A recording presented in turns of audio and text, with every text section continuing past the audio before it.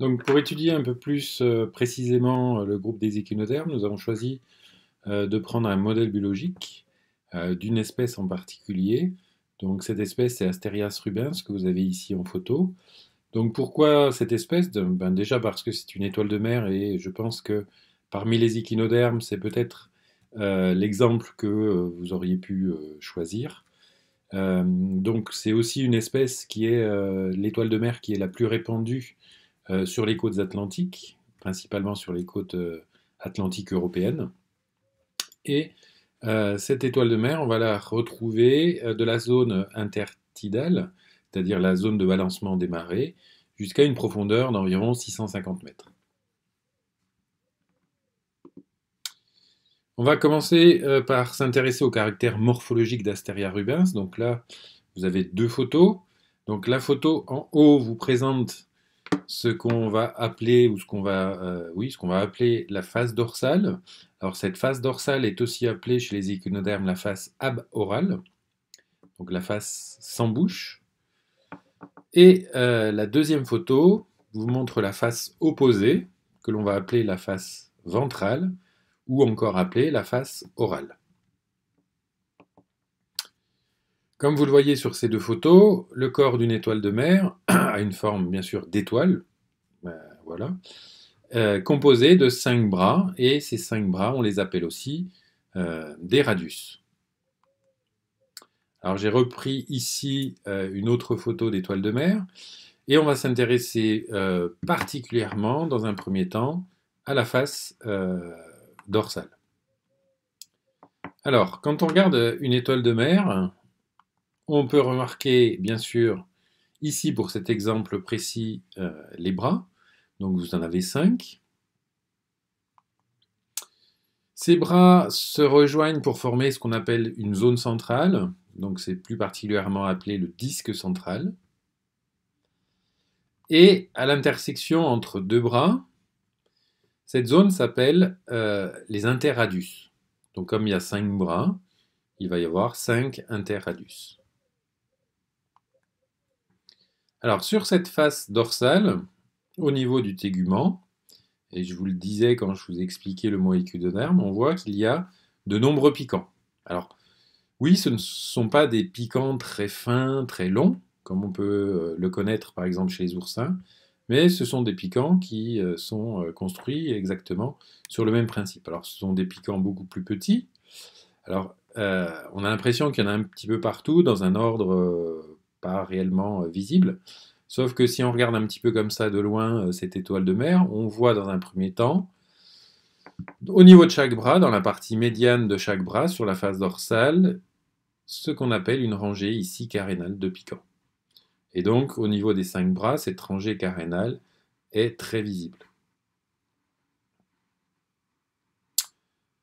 Mais ce ne sont pas les seuls piquants qui s'observent sur cette face dorsale. Vous avez d'autres piquants qui vont construire d'autres rangées, alors peut-être moins bien alignés, avec des piquants moins bien alignés.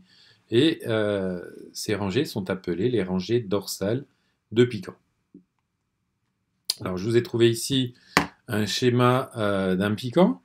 Alors le piquant, vous l'avez ici, c'est une baguette de calcaire pointue qui repose sur une plaque calcaire qui constitue le squelette de l'étoile de mer. Sur cette plaque calcaire, vous avez une petite bosse ici, on appelle ça une rotule, et vous voyez que le piquant vient s'insérer au niveau de la rotule. Ce que vous voyez ici, de chaque côté, là, ce sont des muscles.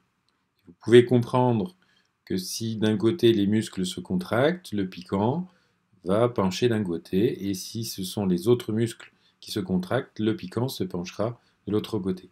Alors, à quoi correspond les deux traits que vous avez tout autour du piquant? En fait, c'est l'épiderme qui recouvre tout le derme, et donc qui recouvre aussi les piquants.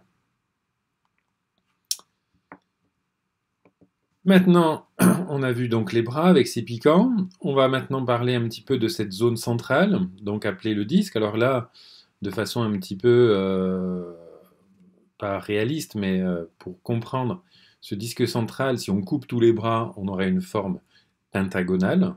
Et donc, il y a un grand nombre de piquants sans qu'il y ait une organisation précise au niveau de ce disque central. Autre caractéristique qui s'observe sur la face dorsale, c'est la présence d'une plaque calcaire particulière, donc une plaque qui fait partie des plaques calcaires qui forment le squelette dermique. Donc cette plaque est une plaque qui s'appelle la plaque madréporique. Donc c'est une plaque calcaire qui est perforée par plein de petits trous, donc on parle d'une plaque calcaire multi-perforée. C'est un des premiers éléments de l'appareil aquifère, c'est un des éléments qu'on voit au niveau externe, au niveau morphologique. Et on dit que cette plaque calcaire est située donc, entre deux bras, donc au niveau d'un interradius, et pour le différencier, cet interradius, on l'a appelé l'interradius CD. Alors pourquoi on l'appelle interradius CD? Parce qu'en fait, chaque bras va être nommé par une lettre, va être codé par une lettre, et là je vous ai mis le codage qui est utilisé pour identifier chaque bras d'une étoile de mer. Alors le bras qui est situé en face la plaque madréporique, donc vous avez la plaque madréporique ici, le bras qui est situé en face est toujours appelé le bras A.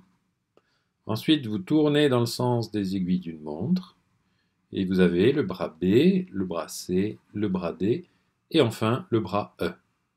Et donc, on retrouve la position ici de cette plaque madréporique, située au niveau de l'interradius CD. Alors les interradius, le nom, eh ben, on prend la lettre de chacun des bras qui définit cet interradius. Donc là, la plaque madréporique est bien au niveau de l'interradius CD.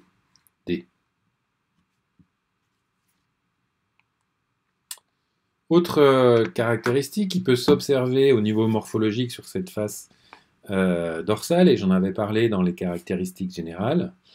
Donc c'est vrai, quand on regarde une étoile de mer, il est assez simple de voir qu'il existe une symétrie pentaradiée, c'est-à-dire qu'on peut faire traverser au centre du disque central un axe, et autour de cet axe, vous avez les 5 bras qui sont répartis de façon homogène, et donc c'est ce qui définit la symétrie pentaradiée. Sauf qu'en rajoutant simplement un petit élément, donc ici la plaque madréporique, on pourrait faire passer, alors même si le bras il est un petit peu tordu, on pourrait faire passer un plan de symétrie ici, c'est-à-dire couper en deux l'étoile de mer et retrouver toutes les caractéristiques de la symétrie bilatérale que l'on a pu voir déjà chez d'autres groupes zoologiques. Et donc, chez les étoiles de mer, on a une symétrie principale au niveau des stades adultes qui est la symétrie pentaradiée. Donc l'axe, il faudrait le faire passer en plein milieu ici. D'accord ? Et vous avez une répartition homogène des 5 bras tout autour. Et une symétrie secondaire qui est la symétrie bilatérale qui caractérise l'ensemble de groupes des bilatériens et en particulier du groupe des deutérostomiens.